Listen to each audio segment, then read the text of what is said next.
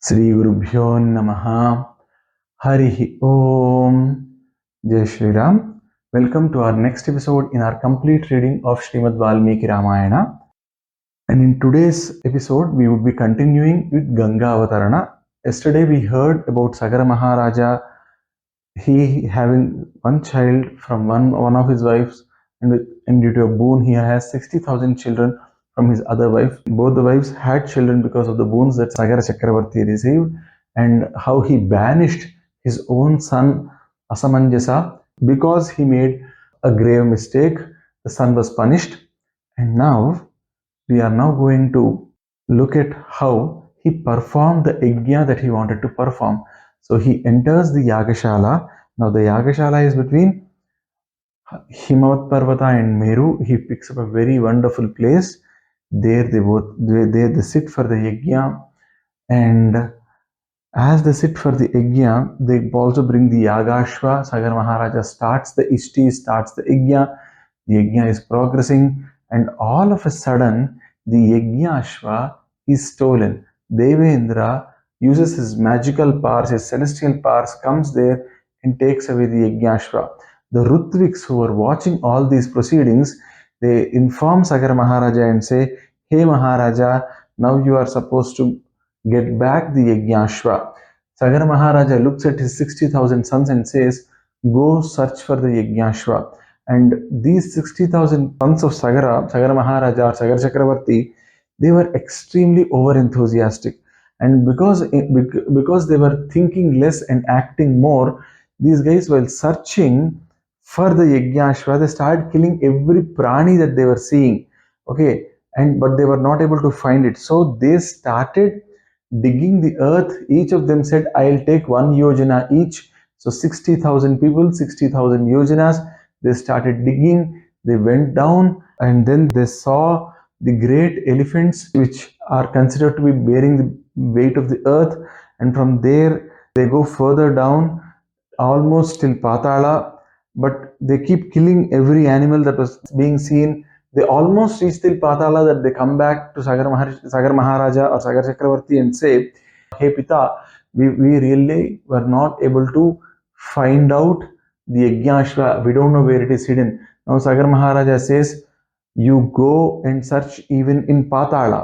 Now again these guys dig the earth, they again go down, they look at the great elephants, and they pay their obeisance, or they pay their respects to those elephants. Then they go down to Patala, and in Patala they see the horse, and they see a man meditating beside it. That's where Indra took the horse and he left it there, and the man who was in the meditating posture was Kapila Maharshi.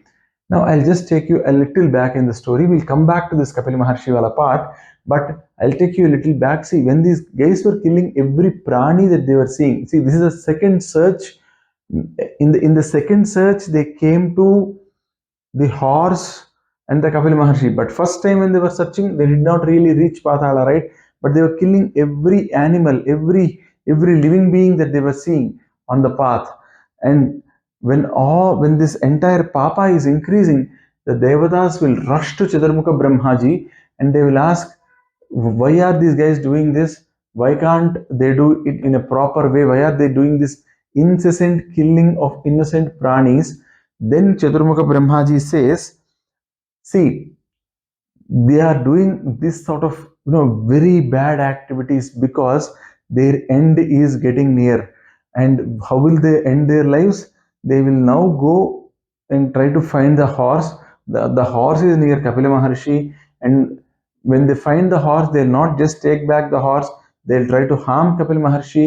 Kapila Maharshi is an avatara of Sri Mahavishnu himself, and so Kapila Maharshi's anger is going to really fall hard on these people, and they might even end up losing their lives in this endeavor.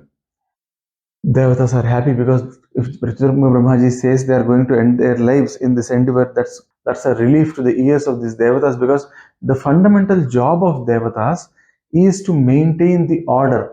And here it is told that all the 33 devatas were very happy. It's not 33 million devatas, but it was 33 devatas who were happy. Now, who are these 33 devatas? Ashtavasus, 8 Vasus. Okay, then Dvadasa Adityas, 12 Adityas, and Ekadasha Rudras. Okay, so Ekadasha Rudras, it's 11 types of Rudra forms. Dvadasa Adityas is 12 sons of Aditi, or 12 forms of sons of Aditi, Adityas, and Astavasus. So that makes the count 31, and then two Ashwini Devatas. Okay, so these are the 33 Devatas, and all these Devatas felt extremely happy by listening to the words of Chaturmukha Brahmaji. Now let us come back to that part in the story where we knew that these 60,000 people have gone to Patala. They were able to see the horse, and beside the horse there is a monk, Kapila Maharshi, who is in Samadhi Sthiti. Now these guys quickly assumed. I told you, right? These guys don't think much. They act too quickly. So these guys thought, the 60,000 people thought, okay, this man who is over here, Kapila Maharshi, he might be the culprit. He might be the one who stole our horse. We'll go attack him and kill him. Saying this, they'll pick all the weapons they have and they start attacking Kapila Maharshi. Kapila Maharshi listens to the noise. He comes out of his samadhi and he looks at those people, and then he does a hunkara. What is hunkara?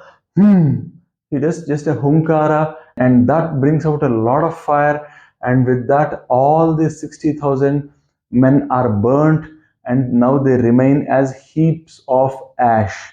And now Kapil Maharshi is back in his samadhi, and Sagara Chakravarthy, now these sons are gone for a long time and they have not come back.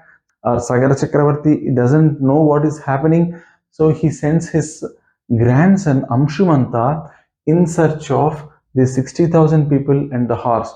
Now Anshumanta quickly looks at the tracks through which these 60,000 people went, and so he also goes in their same route. He also sees those Bhadragajas, huge elephants bearing the weight of the earth, and from there he slowly moves to Patala, where he sees the horse, and when he looks towards the sides, he sees 60,000 heaps of ash. He quickly understands that it was his father's brothers, okay, who actually, or his uncles, who actually got burnt. And then he starts searching for water over there. Why is he searching for water? Because whenever, as I told you, right, for the happiness of our Pitru Devatas, we leave some water. So he looks for water, he doesn't find water, and then he feels sad. Ayyo, I am not even able to give the jala tarpana to them. I am not able to give even them some udaka so that they can drink, because it was not found, and he was extremely sad. Suddenly he sees Garutmanta over there. Garutmanta comes to him and says, see, your uncles, the 60,000 of them, they committed heinous crimes. They killed a lot of people, and since they killed a lot of people, they harmed a lot of pranis. It is not easy that the collective papa is so huge, or the collective sin is so huge, that even if you want to offer water to them, you would not be able to do it. Please listen to my word. If you really want to give them jalatarpana, you will have to bring Ganga Ma to this place, and only then you would be able to give the jalatarpana to those 60,000 people. So you first do one thing: take the horse, go back to your grandfather, let him finish his yagna, and after that you have to do a lot of tapasya to get Ganga here, the celestial Ganga here, so that the jalatarpana vidhi for all these 60,000 people is done. Now Sagara Maharaja, or Sagara Chakravarthy, listens to this news. He sees Anshumanta with the horse. He listens to this news. He is shattered, but then he has to finish the yajna. He finishes the yajna, and once the yajna is over, Sagara Chakravarthy is now, a detached man, and he just waits till Anshumanta grows up. And once Anshumanta grows, he comes to the age where he can handle a kingdom. Sagarama Chakravarthy gives him that. He goes for tapasya. He does tapasya for a lot of time, and before getting the sakshatkara of Ganga Ma or Chaturmukha Brahmaji, Sagara Chakravarthy leaves his mortal body. Anshumanta also rules the kingdom like his grandfather for a good number of years. He gets a son called Dileepa, and he teaches Dileepa about the whole story that has happened, and then he gives Dileepa the kingdom, and very soon he also renunciates, goes to the forest and tries to do a lot of tapasya to so that he can get Ganga, and he also passes off with the guilt that he was not able to bring Ganga to earth. So that's what happens with Anshumanta. Now, after Anshumanta, it's Anshumanta's son Dileepa. Dileepa also runs the kingdom for a good number of years, and once he realizes that his son is now able enough to take care of the kingdom, he leaves the kingdom, becomes an ascetic, and starts the tapasya so that he can get Gangama onto the. Now, look at this. Sagara Chakravarthy, when he is doing this, we can understand because it's his children and he wants to really give jala tarpana to them. I mean, whatever he's doing for his kids. So that's still understandable. For Anshumanta, they are his uncles, he must have probably played with them. So he must have thought, okay, let me do this. But look at Anshumanta's son Dileepa. This is what is needed by all of us when it comes to our ancestors. We all need to respect them, and we all need to try and give at least some water every day. We take it into our hands and say, I am giving this to all my ancestors, because since they decided to have children, we are there today, right? So Dileepa also tries. Dileepa also does a lot of tapasya, but again, no, Kalo hi Bhagavan Karta is what they say, right? So even Dileepa was not able to get the blessings of Chaturmukha Brahmaji or Gangama. He was not able to bring, and with the same desire, he also leaves his mortal remains. And then we have Bhagiratha, who is Dileepa's son. Now, Dileepa's son, Bhagiratha, he gets to know about this, and he had two problems. One, he did not have children. Two, he wanted to do this Jalatarpana to all his ancestors, who were 60,000 of them. And something that his father tried, his grandfather tried, his great grandfather tried. Now, Bhagiratha, and for Bhagiratha, the priority was to get Ganga onto the earth, and the second priority was to have children. So now Bhagiratha goes and he starts doing a lot of tapasya, and he does tapasya in such a way that he controls his eating habits, he controls everything, and he even doesn't take air sometimes. He becomes like a skeleton for years and years. He's at the same place doing tapasya. And finally, after so many years of the tapasya, Brahmaji, Chaturmukha Brahmaji comes and he asks, Hey Bhagiratha, what is your wish? Bhagiratha says, I have two wishes. The first one is that I need Ganga to come to earth and she should follow me as I take her to Patala Loka and give my ancestors this sacred water or the Jalatarpana. Brahmaji agrees, and then he says, what is your second wish? The second wish is that this Ikshvaku Vamsha, this Ikshvaku clan should always have Santana, should always have kids who take the lineage forward. Now, Brahmaji accepts both and says, see, I can right away give your second wish, but for the first wish, you will have to do more tapasya. Please Gangama, please Mahadeva, because when Gangama falls from heavens onto the earth, we need someone to handle that force, and the only person who can handle that force is Parameshwara. So you have to get them to accept. So in some versions they say Bhagiratha did a penance to again accept, to get the acceptance from Gangama. Once that acceptance came, then he does another tapasya to get Lord Shiva onto the earth and stand where Gangama is coming, so that he can hold Ganga river and make the process slow as the Ganga water reaches to earth. Okay. In some versions they say it was directly the penance for Shiva. Whatever might be the case, Bhagiratha again spent a good number of years in penance.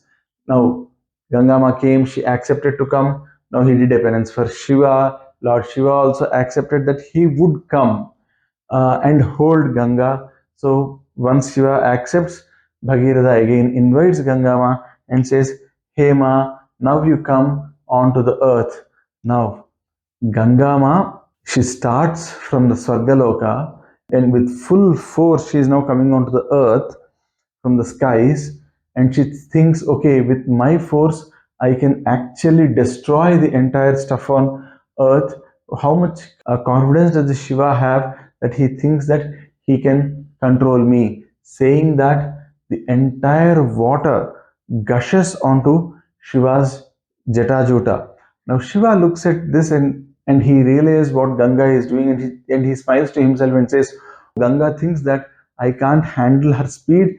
Saying this, he says, okay, let me teach Ganga a lesson. I'll not let even a single drop of Ganga fall out from my jata. So he uses his jata juta in such a way that the water keeps going into the jata juta, but it is not coming out. Jata juta is the hair of Shiva. It's going there, but it's not coming out. Now, Gangama very quickly realizes that out of her own ego or out of her own pride, she committed a mistake. While they both are trying to show their own strengths, Bhagiratha, who was watching all this, he becomes sad. He is like, okay, I did so much of penance till now. I did thousands of years of penance, and the water is not coming out. So he again does penance to Shiva and says, "Hey Shiva, you and Gangama, I don't know what is happening between both of you, but I need Gangama here." And then Shiva says, "Oh, okay, I'll let her out." And from there, Shiva lets Gangama out. Gangama reaches onto earth, and then she breaks into 7 different rivers, or we can call all those 7 as individual forms of Gangama. And where did all those 7 flow? How did Bhagiratha take this to Patala Loka? That is something that we would definitely look in our next episode. The length of this episode is already long. We'll complete this in our next episode, and we'll also see how all Devas, Gandharvas come and take the bath in this holy river. So that part we'll cover in our next episode, and how she reaches the Patala Loka and all we'll cover in our next episode. Hope Bhagwan lets us do his service by chanting or by talking about and listening to these great stories from the grand epic, grand Itihasa, Srimad Valmiki Ramayana. सर्वे भवन्तु सुखिनः, सर्वे सन्तु निरामयाः, सर्वे भद्राणि पश्यन्तु, मा कश्चित् दुःखभाग् भवेत्. जय श्री राम. सर्वं सत्कृतिशास्त्रं चरणारविन्दार्पणमस्तु. स्वस्ति.